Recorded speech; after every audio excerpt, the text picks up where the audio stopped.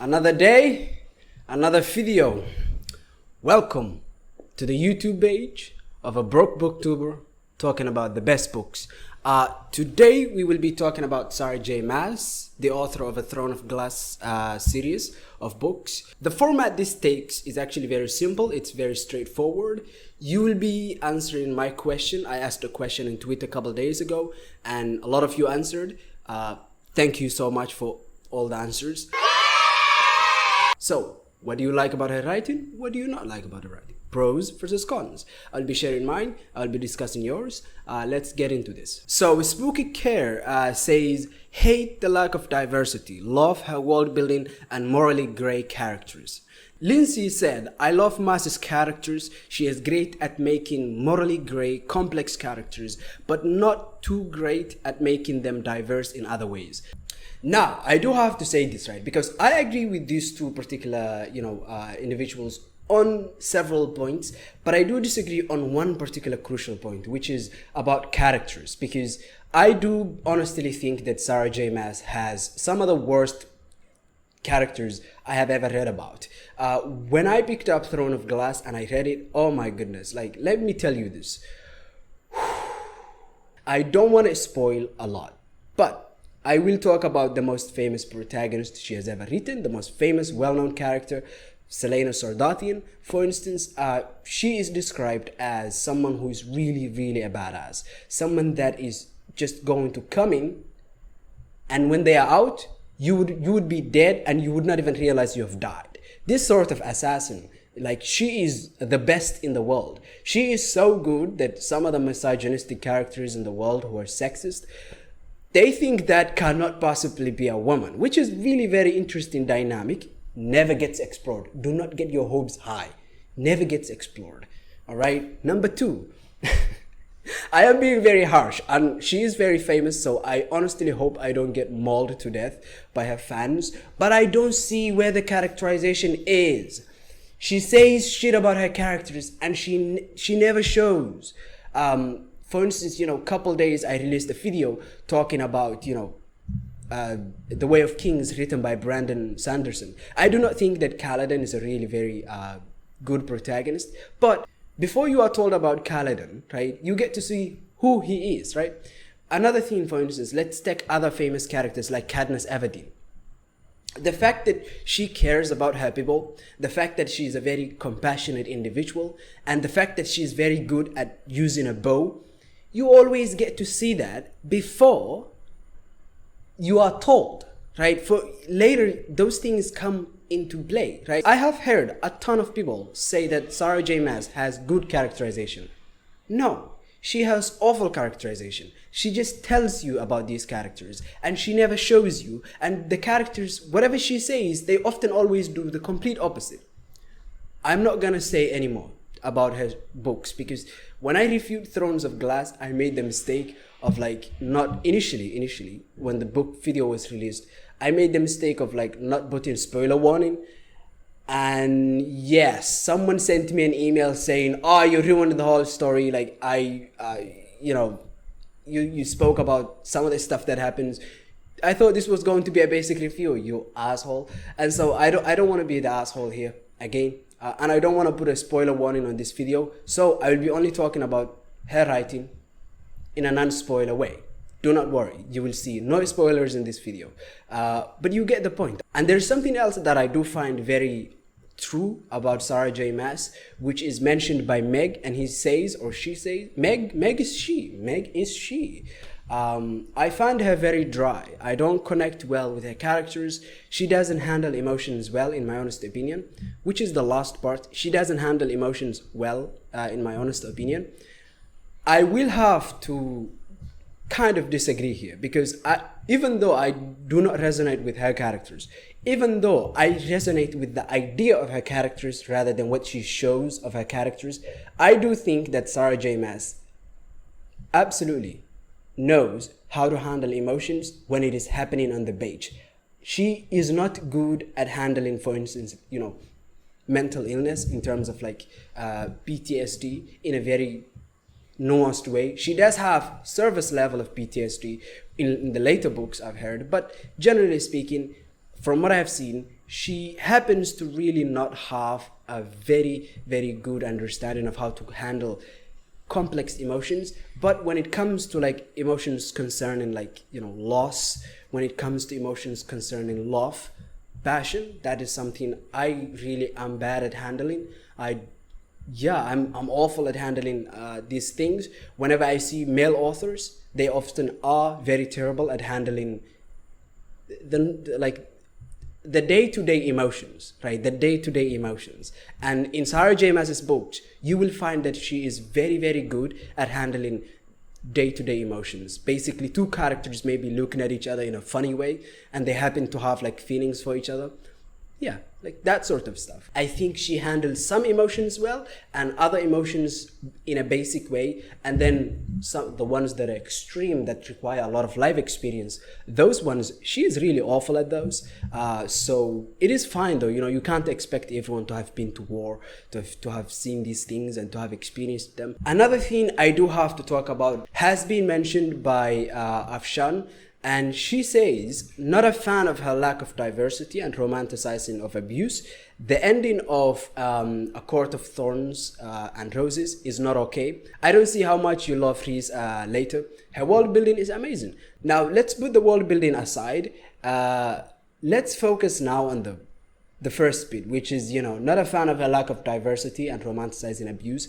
One of the things I did find very refreshing about, the world of Throne of Glass is how diverse the biome is in terms of like, there are so many different things in the world who look so vastly different.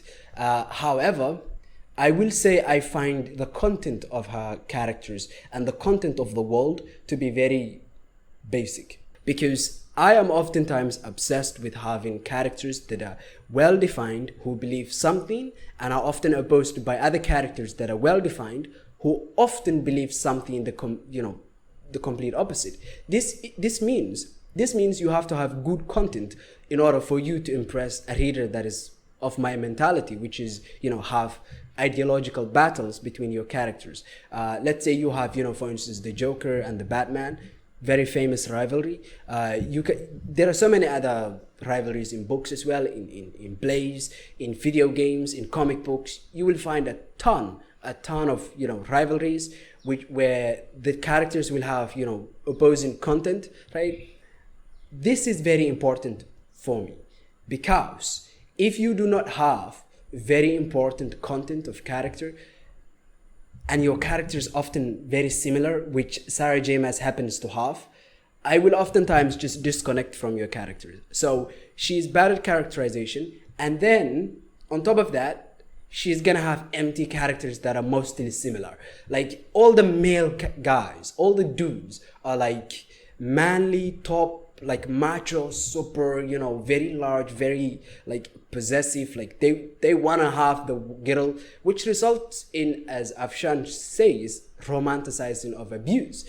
But number two, it also means that her world, in my particular perspective, lacks diversity in perspectives, right? Someone else has expressed the same disappointment with Sarah J. Maas.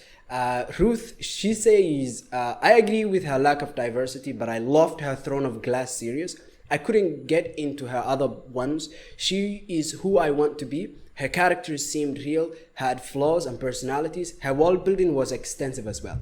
Now, this last two bit, her world building is amazing, said by Afshan, and Ruth, who says her world building was extensive as well. I'm gonna have to disagree here. Sarah J. Maas's world might have a lot of service world building, but it doesn't go deep. In terms of, for instance, a lot of the different groups of people in the world, despite really having such different biology, despite having such different origins, despite having such different geographical origins, they all end up sort of thinking the same. They all end up feeling the same. They don't necessarily think the same, but they feel the same. For instance, let's take Americans and people from my home country, right? Somalia. And what you end up seeing is, like, I noticed this just a few hours ago. One of my friends pointed it out. In my home country, it is immoral or considered a dick move if you eat more than you need in a day. So for instance, most people in the country traditionally, they will eat once a day. We will eat a breakfast that is very minimal, and then we will eat lunch, and that is it. Anything additional that we have, we will donate.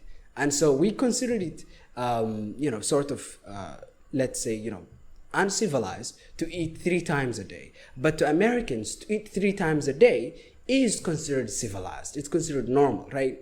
This would be seen as a dick move in my home country. In the cities, no, but where I was raised, in the Bedouin and in the villages, yes, it's going to be seen as a dick move. Because guess what? We live in a very harsh environment. You have to be able to share the food. But in America, you can literally walk into the jungle and survive. You cannot survive in my home country without a tribe. You need to be with other people, right?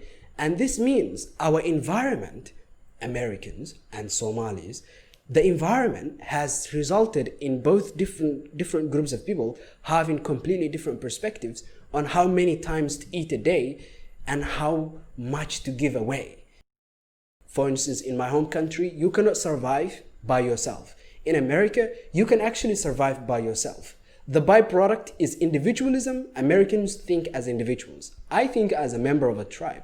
We think in collectivism. We are sort of a hive mind because you literally cannot survive by yourself. You need to be in a tribe.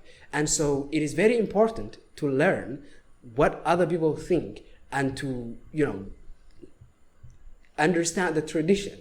No one is having an issue or an argument in my home country wearing a mask. No one has a debate about masks because people think about other people every day. And so when they're told, hey, wear this mask, they will just do it. And so you see the difference in mentality. They will be thinking about other people before they think about themselves, because you are always thinking about other people because it's a collective tribalism society, because you can't survive without the tribe. In America, you can survive on your own. You can manage to eat 3 times a day as homeless and be fat. Like, that is really different environment, right? And so that is nuanced world building. In other words, there is really deep, intense world building going on in this world, in our world, about like different countries. Forget about East Africa and America, right? That's really large. Let's take East Africa and Central Africa. East Africa and like Arabia. There are so many differences I can point out to you right now as we speak. And so you really do end up seeing these different small things and these different large things, for instance, collectivism and individualism, and small things, how many times to eat in a day, between different cultures. And so I found that Sarah J. Maas's world, despite having service differences, despite being extensive in terms of like scale, as well as, we have this magical group of people here, we have this group of magical people over there, despite having all of that, they are all kind of just hazy, samey, wibbly wobbly, timey-wimey stuff. It's all kind of melting together, which is really not good world building. It's kind of dumb. Because it means that good world building in the perspective of Sarah J. Maas is actually surface world building. In other words, let's put, black people here, let's put, fairies here, let's put, her characterization is bad, which was mentioned. Her emotion, like when it comes to very complex emotions, she's not very good. And when it comes to world building, she is a surface world builder. She is not a deep world builder. Her worlds, surface, they don't go deep, right? Now let's talk about my particular gripes with Sarah J. Maas as well as positives. Since this video has been mostly negative, not positive, negative, I will talk about what I love about Sarah J. Maas. And I will say, I love that Sarah J. Maas's books read quick. They are some of the fastest reads I have ever had. It is difficult to put down her books because she always melts chapters together, because like there is almost like a seamless transition between her chapters, which like first chapter leads to the second chapter, to the third chapter and fourth chapter, which you would think is normal. But for someone like me who is used to epic fantasy, like let's take a book like a Song of Ice and Fire, a Game of Thrones, right? In the beginning, you will start out in Winterfell, in the north, and you'll be seeing like, Bran going out with his father, Ned Stark going to an execution, and then they get direwolves, they come, and then there's like Catelyn Stark who is coming to meet like, to tell Ned Stark the king is riding for the north, for Winterfell, whatever. And then you cut from there and you go all the way to Essos. Like it's jumping between continents, and these stories do link up later, but if you really pay attention, it takes a lot of time. In fact, for several books, the connection between different stories that are happening across the world is minimal, right? And I did find that Sarah J. Maas, despite having a very large sample of characters, manages to avoid this problem, and all of her stories are very interwoven. All of her, different bloodlines in the story, they are all very interwoven, and they all sort of stem from the same starting point, right? Which all starts when Selena is introduced and taken into the sort of gladiatorial battles, right? Gladiatorial battles. So absolutely, I do love that about Sarah J. Maas. Another thing that I love about Sarah J. Maas is her ability to have tension and then resolve the tension. She is so good at this. You will notice, even though you are bored, you want to keep reading. Why? Because what she will do is she will set up a particular conflict, and she will introduce the stakes of the conflict, and then she will have that tension be present for a chapter or 2 chapters or 3 chapters, sometimes 10 chapters, and that particular tension will be well resolved by the end of it, and you will feel really, a very good satisfaction from the conclusion of the tension. I love that about Sarah J. Maas. So those are 2 positive things, but here comes the negative things. And I did talk about the world building. I talked about the characters. Now I'm going to talk about the final nail in the coffin. Lately, what Sarah J. Maas has started doing ever since 2015 is that she has started bumping out books like a mad woman. She's writing so much that Crescent City, I read like 10 chapters of that, and I dropped it because every one of Sarah J. Maas's problems has been made worse. Basically, everything has gotten worse because she is writing so fast. This means, by the way, it's obvious. If you want to cook something, and let's say you spent 1 day cooking one meal, and you put your soul into that meal, right? But a professional comes and reviews it. I'm not a professional, hey, just saying. But this is for the example, right? A professional comes and they review it. That professional is pointing out mistakes in your particular cooking, mistake A. Next day, you decide to cook 4 meals. 4 meals in the same time it took you to make the last meal. Mistake A gets amplified because now you are really making it worse, because she is bad at some things, obviously, like characterization. These things get amplified. Because she's writing so fast, she has to fall on her tendencies. And what ends up happening in this particular case is that she just ends up writing awful books. And so her latest books have been way worse than they should have been. That's my problem with Sarah J. Maas now. She's just writing too much. She should be writing maybe 1 book every year and a half or every 2 years.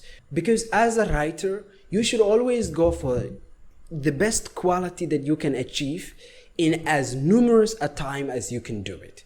And then you should always strive to correct your mistakes. Sarah J. Maas has been making the same mistakes, and now she's writing more, and those mistakes are getting worse and worse and worse.